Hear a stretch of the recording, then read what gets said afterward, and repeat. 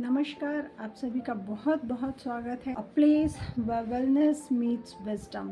यहाँ हम बात करेंगे मन, शरीर और आत्मा के सेहत के बारे में और कैसे हम अपने शरीर को और सेहतमंद बना सकते हैं।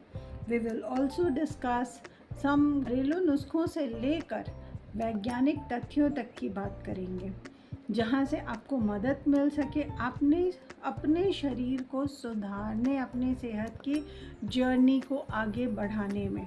हम तो आइए चलते हैं, सबसे पहले बात करते हैं हमारी शारीरिक संरचना की। जब हम बात करते हैं शारीरिक संरचना की, तो हमारा शरीर सिर्फ वो फिज़िकल बॉडी नहीं है जो हमें दिख रहा है।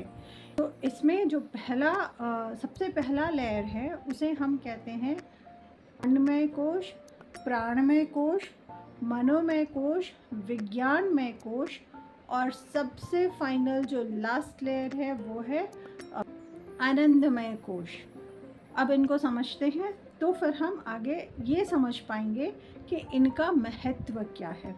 तो जब हम अन्नमय कोश की बात करते हैं, यानी हमारी फिज़िकल बॉडी जिसको हमेशा अनाज की ज़रूरत पड़ती है, एनर्जी की ज़रूरत पड़ती है टू वर्कआउट। नेक्स्ट है हमारा प्राणमय कोश, जो बहुत बहुत बहुत इम्पॉर्टेंट है, क्योंकि उसी में हमारा प्राण प्रवाहित होता है, हमारे चक्रास होते हैं, हमारा ऑरा होता है। और कोई भी प्रॉब्लम, कोई भी बीमारी हमारे शरीर तक पहुंचने से पहले इन सब कोशों को क्रॉस करके आती है। तो आप ये समझ लीजिए कि अगर दिक्कतें इन कोशों में होंगी तो आपके शरीर तक आएंगी, यानी हम तक पहुंचने से पहले हमारा ऑरा, हमारे चक्रास उस प्रॉब्लम को समझ पाते हैं, और अगर समय रहते हमने उनको ठीक कर लिया, हमने चक्रा बैलेंस कर लिया, तो चीज़ें हमारे अन्नमय कोश तक पहुँचेंगी ही नहीं और हम कभी बीमार नहीं पड़ेंगे। तो ये है इनका इम्पोर्टेंस। अब इस प्राणमय कोश की जो हम बात करते हैं, प्राणमय कोश से एक लेयर और ऊपर चलते हैं, that is your emotional body, और वो है हमारा मनोमय कोश। एंड इमोशनल बॉडी अगर हेल्दी होगी तो आपकी फ़िज़िकल बॉडी में कभी कोई प्रॉब्लम नहीं आएगी। यानी जब भी हम नेगेटिव होते हैं, जब हम स्ट्रेस में होते हैं, जब हम एंजाइटी फील करते हैं, तो हमारे शरीर में प्रॉब्लम्स आने के चांसेस बढ़ जाते हैं। And every emotion has its impact on different parts of our body. Like अगर हमें stress feel हो रहा है तो we'll have a problem on our digestive system. हमारा जो पाचन क्रिया है वो अफेक्ट करेगी। If you are into fear, थोड़ा आपको डर लग रहा है, एंजाइटी फील हो रही है, तो वो आपके kidneys, urinary system, excretory system को बेसिकली इम्पैक्ट करने वाली है। तो इसी तरह से हर चक्रा के, हर इमोशन के डिफरेंट इम्पैक्ट्स होते हैं हमारी बॉडी पे।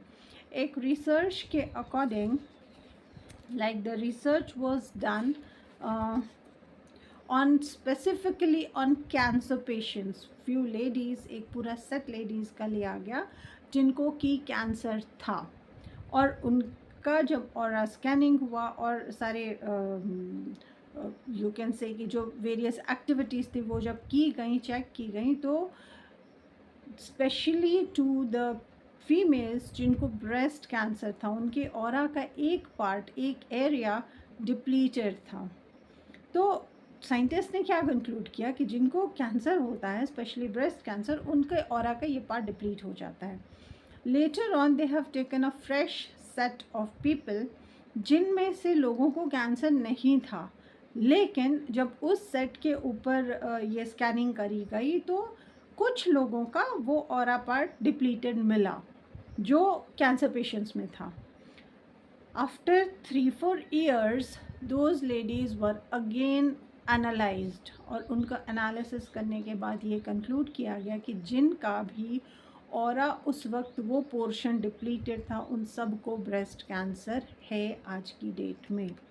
So it has been concluded, पहले ये कंक्लूड किया गया कि जिनको बीमारी होती है उनका ऑरा डिप्लीट होता है. Later on scientist came to understand कि no, it is the vice versa is correct, this is not correct. जिनका भी ऑरा डिप्लीट होना शुरू होता है उनको ब्रेस्ट कैंसर होगा.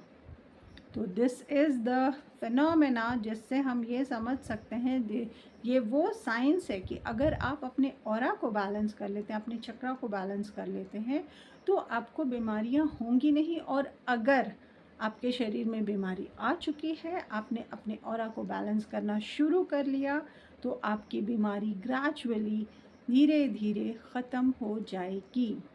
तो हमारी बीमारियों का इस बात से तो लेना देना है ही कि हम क्या खाते हैं, क्या पीते हैं, कौन से रूटीन लाइफ फॉलो करते हैं. बट उसके अलावा ये एक बहुत इम्पोर्टेंट फैक्टर है जिससे हम ये समझ सकते हैं कि हम अपनी बीमारी को कैसे ठीक करें. So chakra balancing is very very important. Next episode में we will discuss about chakras one by one. हमारे शरीर में जो मेजर चक्रा हैं, जो माइनर चक्रा हैं, हम उनके बारे में बात करेंगे. Thank you so much for watching.